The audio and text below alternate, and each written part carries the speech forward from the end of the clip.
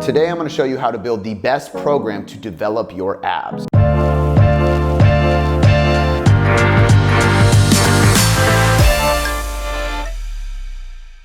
So we're going to go over 4 key movement patterns and the exercises associated with those movement patterns so you can achieve a six-pack. Before we get into the first movement pattern, make sure you hit the like button if you enjoyed this video and hit the subscribe button as well as the little bell so you get notified every single time we drop a new video. The first key movement pattern when considering building your abs or developing a core is spinal flexion. Spinal flexion is where we actually round our back. The reason we want to round our back is because we want to compress our rib cage. So we're actually bringing our rib cage down and contracting the abs. Most of the time, people do this incorrectly when performing a sit-up or a crunch or even a hanging leg raise, all of which are spinal flexion ab exercises. Because again, the spine is flexing. It is literally rounding and we are contracting the six-pack itself. But people do this incorrectly by not rounding their spine and lifting with their hip flexors. You can commonly see this when you see the rib cage flare when doing a sit-up. And this is why actually doing a crunch is gonna be better than doing a sit-up. Because doing a crunch, we can actually round the spine and contract the abs. So when we are performing crunches on the floor, it is best to use an ab mat. The reason we want to use an ab mat is because we can go into extension of the spine, and that actually stretches the abdominal wall. Because something to remember with abs is that they are a muscle like anything else, which means we want to take them through a full range of motion, which is a stretch and shortening cycle of the muscle itself. So if we were doing a bicep curl, we want to go to a fully locked out elbow position before returning to a fully contracted and flexed elbow position. So now we are taking the bicep through a stretched and a shortening position. Well, with the abs, it's the same thing. However, at the bottom of the movement, we want to stretch the abs by hyperextending our back over the ab mat and then curling our spine, flexing our spine and crunching the abs at the top of it. This is how we are going to maximally contract the abs. And you can do this with a cable, performing a cable crunch on your knees, holding the rope over your shoulders, crunching down with the weight behind you. We can do this body weight or with a dumbbell on our chest on an ab mat like I said before, or we can do this for a more advanced individual hanging from a bar, doing a hanging leg raise. But instead of doing just your legs going parallel to the floor, we want to crunch our spine and we want to bring our knees to our shoulders. And that's a good cue to remember when we're trying to flex our spine in that position. Spinal flexion is the first movement because it is the most predominant movement, probably the most beneficial movement when it comes to building and hypertrophying your abs. So there's a difference between strengthening your core and actually building the muscles themselves. And if we were trying to build the muscle as a bodybuilder would, spinal flexion is going to be your go-to and the one you probably want to use the most volume with or the highest frequency with. Movement pattern number 2 is anti-extension.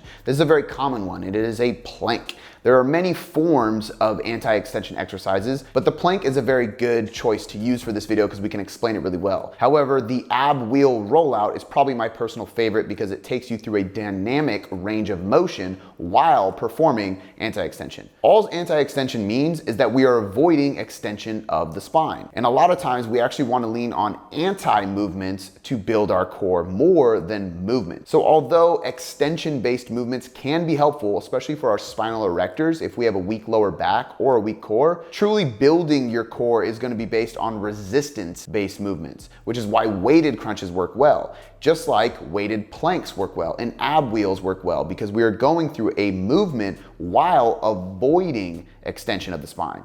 So an anti-extension movement, once again, is going to be something like a plank or an ab wheel. And the most important thing for you to remember is that we want to create a lot of tension while performing this movement. The first cue to remember is to tuck your tailbone to your belly button. And what that is going to look like is really just squeezing your glutes. And as you squeeze your glutes, your tailbone is going to tuck and your lower back's actually going to look like it's rounding a little bit. As you do this, you're going to flex your glutes and your quads, which is going to lock out your hip and your knees. And we're creating a lot of tension here. Next, you are going to pull your rib cage down. So you're essentially bringing the top of your rib cage towards your belly button as well as your tailbone towards your belly button, which sounds very weird, but when you get in the position, you will know exactly what I'm referring to and you will feel the difference instantly. The last cue to think about is driving your elbows into the floor. When we drive our elbows into the floor in a plank, we are activating our lats and our entire posterior chain, again, creating total body tension. On an ab wheel, we cannot do this, but what we can do is crush the handles. Much like driving your elbows into the floor, crushing the handles of the ab wheel or the barbell that you are using for a rollout is gonna create full body tension. And that's really what we're after here, is flexing everything from head to toe, creating a lot of tension, and then tucking the tailbone, pulling the ribcage down so that we are bracing and avoiding the extension. So again, we will show you a wrong version of a plank, and this is where the low back is sinking in, and we call it hanging on your hip flexors. What we wanna do is brace and almost round our spine once again so that we are creating tension and avoiding extension of the spine at all costs. The third movement pattern is anti-rotation. So again, we are using an anti-movement. Now there's nothing wrong with rotation. You can do Russian twists and you can rotate a little bit, but what we gotta remember as well is that our lumbar spine is meant to be stable. It's not supposed to move too much. Our thoracic spine, which is in the middle of our back, is supposed to move a lot. So doing thoracic mobility is good to build rotation, but when we're trying to develop strength and resiliency in our core, we want to resist that movement. So it's an anti-movement once again. An anti-rotation movement is where we choose a modality or a resistance that is going to try to pull us into rotation, and we are bracing against that rotation, avoiding the movement itself. So we can do this by performing a Pavlov press, for example. And this is where a band or a cable would be pulling us laterally, and we are avoiding the rotation by bracing and holding the band or cable right in front of us. We can also do this with a plank pull through. And this is where we would be in a plank position on our hands, and then we are reaching underneath ourselves and pulling the plate or dumbbell or weight of choice across our body on the floor. And as we do this, our body naturally wants to twist and rotate. But what we are gonna do as we move the plate is avoid any movement possible.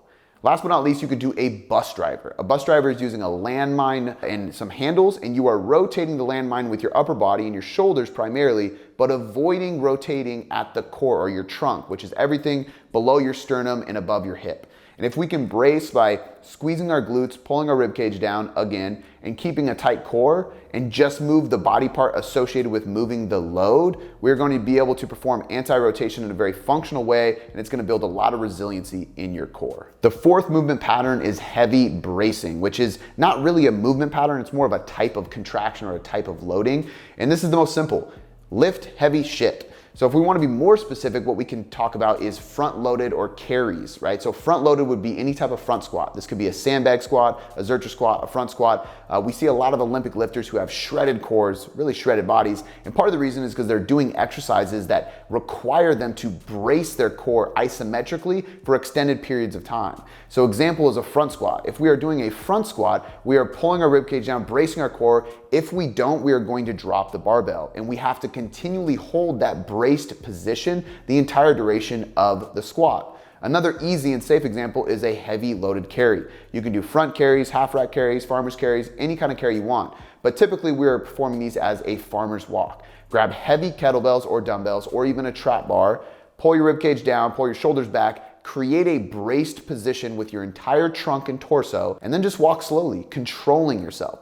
It is also a forearm and a trap exercise. This is a very functional total body movement, as is the front squat. But the key is that we should also be remembering that we need to lift heavy with functional movement patterns in free weights, because that is gonna require our body to naturally brace and create a lot of tension in the core. And when we do things like this, as well as the anti-rotation movements, these are the things that are very functional, because in real life, we don't know when we need our core to fire on spot. If you get hit by a car, if you fall over, if you're in a sport, those are moments where you want muscles and your nervous system to work synergistically immediately on command. Doing things like front squats, farmer's walks, anything that we can do to turn on your core immediately, that's gonna be very helpful. And it's gonna be helpful that you're able to brace and hold that braced position for an extended period of time. All right, guys, so to wrap this all up, remember we have spinal flexion, which is probably gonna be the most important when it comes to hypertrophy or developing the aesthetic look for your core. And then we have anti-extension, anti-rotation, and heavy bracing, all of which are functional and really helpful for building resilient strength and